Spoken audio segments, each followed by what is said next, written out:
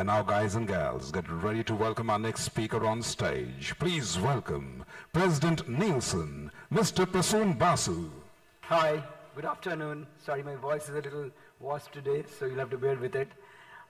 Just as we get into this presentation, it says rise and rise of video, right? So a few years back, I remember doing a presentation which was rise and rise of rural, and the world has moved, and we're talking about the rise and rise of video. And what happened, was Google contacted us and said that you guys measure the entire industry, you get all the data. We always look at our numbers and we call out our numbers, but what's the outside view? What's the data? What's the facts at an industry level that an industry measurement company is picking up? Can you guys talk about it?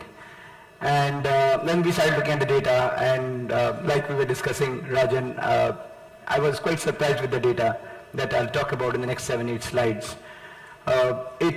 It did look quite compelling, and we kept checking to make sure that the data was right, and we'll just see the data. I'll just present the facts to you. It's, to the points that's been made by Robert and by Rajan. You'll find the outside view of that data here from our mobile panel. It's a pretty large panel across metros, tier 1 towns, tier 2 towns, SECs across the top 3 SECs. So it's a fairly representative data, and on smartphone panel, but the story is pretty clear, I think.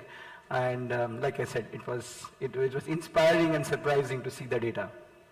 So I'll talk about 3 facets really: reach, obvious; engagement, which is the amount of time you spend. It's a little bit of, in the old world, in the FMCG world, of depth, depth of consumption, or in the old media world of frequency. So think about engagement from that standpoint. And then, does it all matter? Does all of that matter? Does it actually drive something or not? Which is where the reaction of the consumer comes into play, right? So those are the 3 pieces we'll talk about. So the first one is on reach. What is the reach? And we know geo has changed the world, but there's a story here beyond geo which I want to highlight. So you can see the time where the free data of geo was coming up. You see those lines there. And you'll see a few graphs here coming from Nielsen, really. And you can see what's happened, on the red line, which is the video reach. It used to be around 70%. 70 has gone to 95%, and it's pretty much left everybody behind. The important thing is, even after geo, it's kept rising. Even after it was not free anymore, it's kept rising.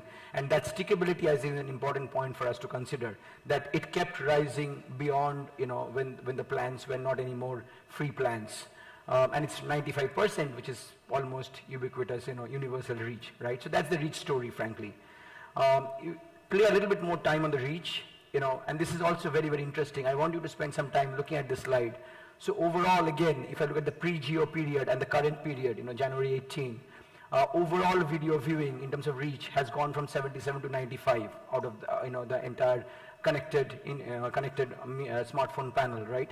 So that's a big increase. And typically when you look at increases when the overall expansion happens, you see new players coming in and driving the incremental growth when there is already one big player. And you can see from the August 16 data, the big player was YouTube, right? It's very obvious. 90% was YouTube, the 19 which was unique of YouTube, and the 48 which was shared with other video platforms, right? So you'd expect in that situation that the further growth would happen with others coming in. What's quite strange and was surprising for me is that 77 to 95 is really driven by YouTube. You can see that unique users has grown to 34% of the total pie, and the common is 54. And now the share has gone from 90% to 93%. So again, almost universal. So that was really surprising to see that already a big player, the biggest player, disproportionately driving the growth. So it's a 1.8x growth over this period of time for YouTube versus a 1.4x of average growth. So the one which was already having the highest share has further grown its share as it grew the industry. So that was quite surprising for us, and I thought it would be interesting for us to see this. And again, now if you look a little bit more, shift to engagement, as I said, the amount of time they spend. So reach, the story is very, very clear. Let's understand what's the engagement story, right? And again, I'll look at the same lens, so you'll have a pretty clear, comprehensive view of what's going on. So August 16, video viewing, video streaming was 4%. We can see that, right? Of which YouTube was 3.6. So it was, almost all of it was YouTube, but 4 and 3.6, right? The biggest one was obviously chat, that you can see 17%.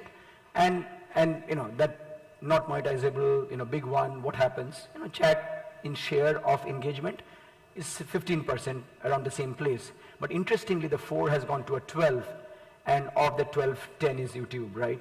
So overall, YouTube is 10, and video streaming is 12%. So you can see again the growth has come because of one channel that's really driven that. And look at the other parts. Look at social networking. Look at videos, games. Any of these other pieces, you will find the proportion has generally shrunk a little bit, except for the growth that we see from 6 to 8 on social networking. But again, 17 to 15, 6 to 8, and 4 to 12. So the engagement story is also, and I'm just presenting facts here, it's pretty clear. It's a 3x growth over this period of time on the share of engagement growing to video streaming, and most of it sitting with us here. So that's the engagement story at the top level. And a little deep dive of it, is this engagement growth happening only in certain cohorts? Like, is it the young adults? Is it just the 18 to 30-year-olds? That's where it's happening. Is it only in the metros? So we wanted to see that data a little bit, and we looked at the data, and what we find is that, and not all of it is on the slide here, but what happens is the growth is happening now more in the teens, and surprisingly on the 40 plus. And what's not here is that the level of 40 plus is today close to young adults. The difference is not much. So obviously the growth is happening now in the two sides, with teens and with the 40 pluses. The young adults have the highest numbers, but the difference in the numbers between the young adults and the 40 plus is hardly, I think, 4 or 5 percent points. So it's really getting broad-based and catching all cohorts of consumers. And that was again a big one and a surprising one for us to pick up, especially the young adult story. The other thing we find is the same story on geographic demographics. So small towns, which used to be smaller than metros in terms of engagement, has now grown faster and is at par with metros. So that was again surprising to see the amount of viewing that's happening in small towns in terms of engagement is similar to metros today. There's pretty much hardly any difference. So again, the engagement story is pretty compelling, but we get reach, we get engagement, good stories. Is it driving really, impact and sales? So all the work that happens in the sales impact genre is really important to see whether performance is happening or not, right?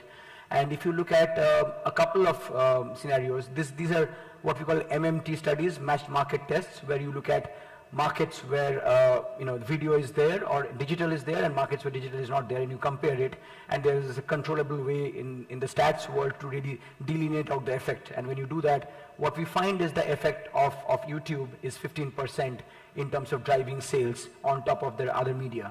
So when you look at markets which had a YouTube media plan and the others which didn't, and 15% is I would say in my experience a big number in terms of sales impact, sales lift. This is the average number, and I'll show you one case which is one of those cases which I think is quite a compelling one and drives a message. And Rajan talked about content quite a lot, and original content and all those things.